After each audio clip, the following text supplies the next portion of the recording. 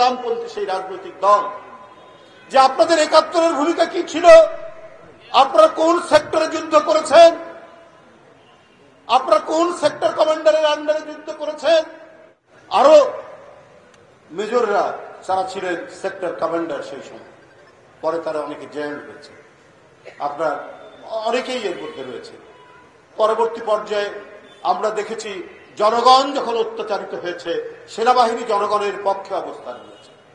এমনকি ২৪-এর যে গণ অভ্যুত্থান, সেখানেও একটি উজ্জ্বল ভূমিকা রেখেছে। আমি সেই রাজনৈতিক দলকে বলতে চাই, ইসলামপন্থী সেই রাজনৈতিক দল, যে আপনাদের ৭১-এর ভূমিকা কি ছিল, আপনারা কোন সেক্টরে যুদ্ধ করেছেন, আপনারা কোন সেক্টর কমান্ডারের আন্ডারে যুদ্ধ করেছেন। বাংলাদেশে কেউ দেশপ্রেমিক নেই, শুধু একটি রাজনৈতিক দল দেশপ্রেমিক। এই ধরনের বিভ্রান্তি আপনারা তৈরি করলে মানুষ হাসবে, মানুষ হাসি ছাড়া আর কিছু